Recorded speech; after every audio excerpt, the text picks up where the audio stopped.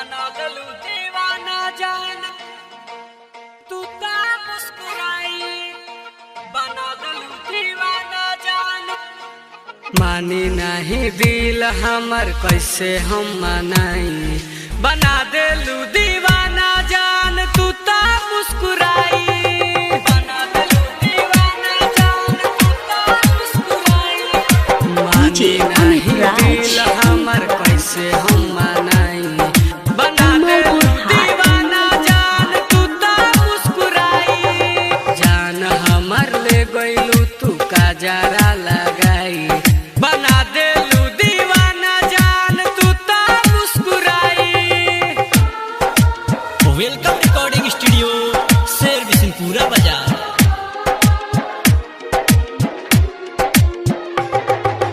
बना देलू दीवाना जान तू ता मुस्कुराई बना देलू दीवाना जान तू ता मुस्कुराई।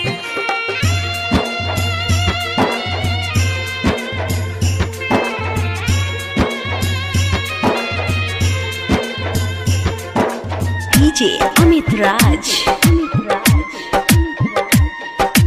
कलमालपुर हाट। बना देलू दीवाना जान तू ता मुस्कुराई।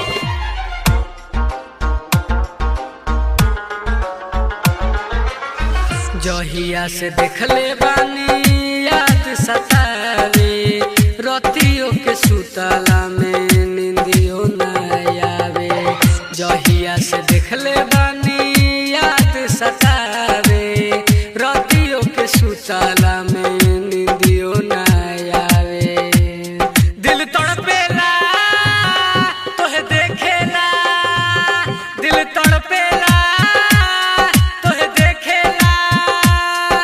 दिल करेला धड़कन बन के दिलवा में बस जाई बना देलू दीवाना जान तू ता मुस्कुराई। जान हमर ले गइलू तू काजरा लगाई बना देलू दीवाना जान तू ता मुस्कुराई।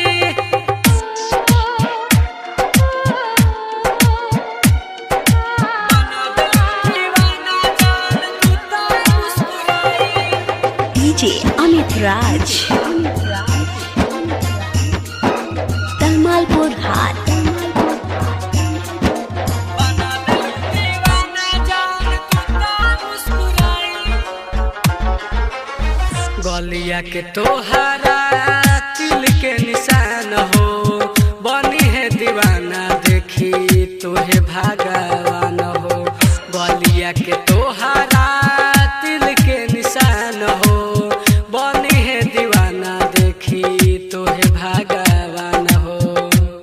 भंडी पागल हो रही जागल हो भंडी पागल हो रही जागल हो। मरलो के बाद याद दिल से न जाई बना देलू दीवाना जान तू ता मुस्कुराई। जान हमर ले गइलू तू काजरा लगाई बना देलू दीवाना जान तू ता मुस्कुराई बना देलू दीवाना जान तू ता मुस्कुराई।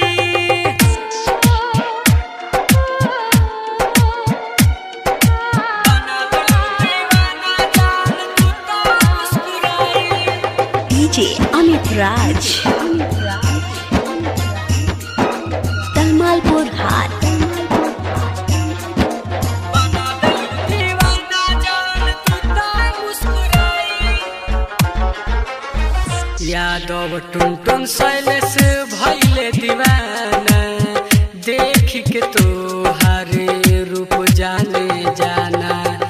यादव टुनटुन रितेश भइले दीवाना देख के तोहार रूप जाने जाना। दिल दे दा हो दिल ले ला हो दिल दे दा हो दिल ले ला हो।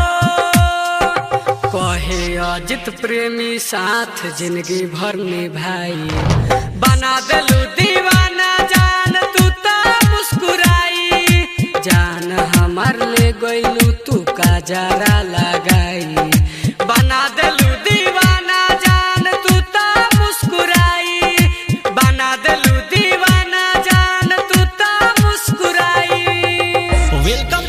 स्टूडियो शेर बिशनपुरा बाजार।